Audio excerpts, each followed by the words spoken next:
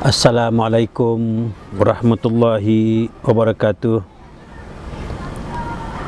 Terima kasih Ananda kerana sudi datang. Adapun kedatangan Ananda itu, apa tujuannya? Sila beri maklum kepada kita apakah hajatnya, apakah tujuannya. Waalaikumsalam warahmatullahi wabarakatuh. Tujuan saya datang ke sini adalah semata-mata untuk mengetahui apakah sebenar-benarnya solat. Baik.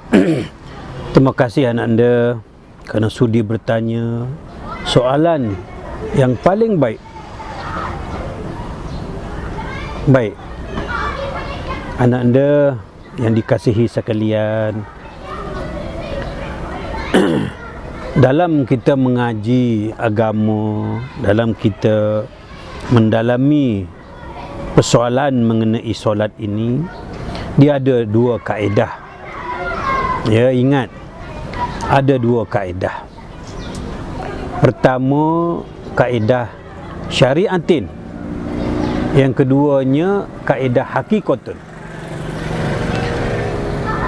Jadi ayahanda ingin mengetahui hajat manakah yang ananda hajati untuk mempelajari ilmu syariatin kah ataupun mempelajari ilmu hakikatun? Selama ini saya sudah sekian lama mempelajari ilmu syariatin. Pada hari ini inginlah saya mengetahui ilmu hakikat. Baik. Dengar baik-baik anandaku.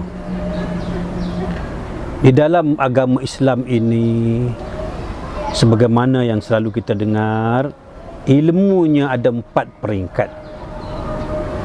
Pertamanya syariat, keduanya tarikat, ketiganya hakikat, keempatnya makrifat. Dalam keempat-empat bahagian, keempat makam itu, kita boleh bahagikan pula kepada 2, iaitu ilmu syariatin dan ilmu hakikatun. Baiklah, setelah anda mengetahui akan hajat anak anda ingin mempelajari ilmu hakikatun, beginilah anak anda. Ingat, solat ini perkara yang teramat penting, perkara yang teramat utama di dalam kita beragama Islam ini. Pertama-tama ditanya oleh Allah, pertama-tama ditanya oleh sekalian malaikat masa kita di alam barzah besok, iaitu perkara solat. Jikalau betul solatnya, maka akan ditanya, akan disoal, ya, akan dihitung, akan dihisap, akan dikira dan akan dijumlah ibadah-ibadah yang lain. Jikalau betul solatnya kita itu. Tetapi jikalau solat kita tak betul, makanya ibadah-ibadah lain tidak akan dihitung, tidak akan dikira, tidak akan dihisap, tidak akan dijumlah. Jadi marilah kita sama-sama memperbaiki kaedah bersolat supaya ianya diterima Allah Subhanahu Wa Taala. Apabila betul solatnya, maka barulah akan dihitung, dihisap ibadah-ibadah yang lain. Jikalau tak betul ibadah solat, maka ibadah-ibadah lain tidak akan dihitung, tidak akan dihisap. Jadi di sini ayahanda ucap terima kasih kerana bertanya soalan, iaitu manakah dikatakan sebenar-benarnya solat ataupun hakikatnya solat. Baik, ananda yang dikasihi sekalian, semasa kita mendengar azan, Allahu Akbar, Allahu Akbar, asyhadu an la ilaha illallah wa asyhadu anna Muhammadar Rasulullah, hayya 'alal solah. Apabila kita dengar hayya 'alal solah, apa selalu kita jawab? Kita jawab la haula wala quwwata illa billahil aliyil azim. Ingat, ini kaedah kita mempelajari ilmu hakikatnya solat. Apabila kita dengar, marilah kita mendirikan solat semasa azan. Apa kita jawab? Kita jawab, kita tidak ada daya upaya. Ini asasnya untuk mempelajari hakikatnya solat. Baik, setelah kita mengakui kita ini tidak berdaya upaya, apabila kedengarannya panggilan untuk bersolat, kita jawab, ya Allah ya Tuhan, aku tidak berdaya upaya. Ini pertamanya. Kemudian setelah kita yakini yang kita ini tidak berdaya upaya, lalu kita pun berjalanlah menuju ketika sejadah untuk mendirikan solat. Baik, pada asasnya tadi kita mengatakan kita tidak ada daya upaya. Kemudian apabila kita nak belajar hakikatnya solat, kita kena tanya, apabila kita tidak ada daya upaya, siapakah yang melangkah menuju ketika sejadah? Siapakah yang melangkahkan kaki kita untuk menuju di tika sejadah sebagaimana yang ada depan ayanda ini?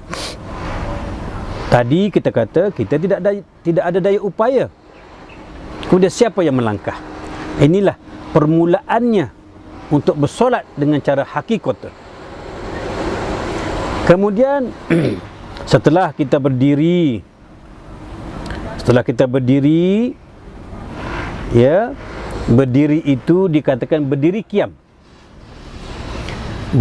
Berdiri qiyam maksudnya berdiri mati. Setelah kita melafazkan kita tidak ada daya upaya ya Allah untuk mendirikan solat, lalu kita berjalan menuju tika sejadah. Setelah kita berniat, kita berdiri qiyam. Jadi untuk mempelajari hakikatnya solat, kita kena faham apa maksudnya berdiri qiyam.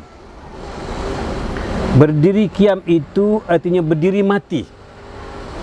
Apa maksudnya mati?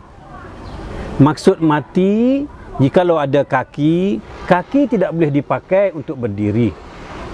Maksud mati, jikalau ada tangan, tangan tidak boleh dipakai untuk bertakbir kerana kita ni mati. Ini cara kaedah untuk memahami hakikatnya solat. Kita kena mengaku bahawasanya kita tidak berdaya upaya. Kita sekarang ni sudah mati. Jikalau kita mati, siapa yang berdiri? Jikalau kita mati, siapa yang rukuk? Jikalau kita mati, siapa yang sujud? Muslimin anak anda yang dikasihi sekalian, semasa kita bersolat, ingat, untuk bersolat dengan makamnya hakikat, hendaklah terlebih dahulu kita mengetahui bahawasanya kita tidak berdaya upaya. Kita tidak berdaya upaya untuk berdiri. Itu dikatakan berdirinya qiyam. Berdiri qiyam maksudnya berdiri mati. Apabila kita berdiri mati, mana kemungkin kaki kita boleh berdiri kerana kaki kita sudah mati? Mana mungkin tangan kita boleh bertakbir kerana tangan kita sudah mati? Ini kaedah bersolat dengan ilmu hakikatun. Ditambah pula dengan ayat Quran mengatakan la tataharraku zarratan illa biiznillah. Tidak bergerak biarpun sezarah jikalau tidak dengan izin Allah Subhanahu wa taala. Kita kena faham itu. Bermaknanya untuk kita bersolat, kita tidak boleh menggunakan tenaga kita. Tidak boleh menggunakan kaki kita. Tidak boleh menggunakan tangan kita. Tangan kita, kaki kita tak boleh untuk berdiri. Tangan kita tak boleh untuk bertakbir, mulut kita tak boleh untuk melafazkan ayat-ayat Al-Quran, ayat-ayat suci, kerana kita sudah mati. Ini kaedah bersolat dengan cara hakikat. Jadi apabila kita mati, siapa yang berdiri? Kalau kita mati, siapa yang bertakbir? Inilah hendak kita dalami, hendak kita pelajari maksudnya bersolat dengan dengan makam ilmu hakikat. Baik.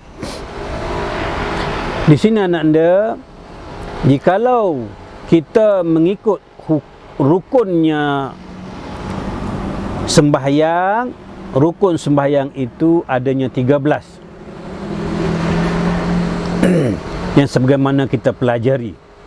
Tetapi barang siapa ingin bersolat dengan makamnya hakikat, kena tahu hukumnya. Di sebalik rukun itu ada hukumnya. Ya, ingat, untuk bersolat dengan makamnya hakikat, untuk mengetahui hakikatnya solat, kita kena belajar hukumnya solat. Rukun ada 13, hukumnya ada 3. Barang siapa nak bersolat dengan solat hakikat, kena tahu hukumnya solat. Hukum solat itu ada 3 perkara, 3 tingkatan, 3 peringkat dan 3 makamnya.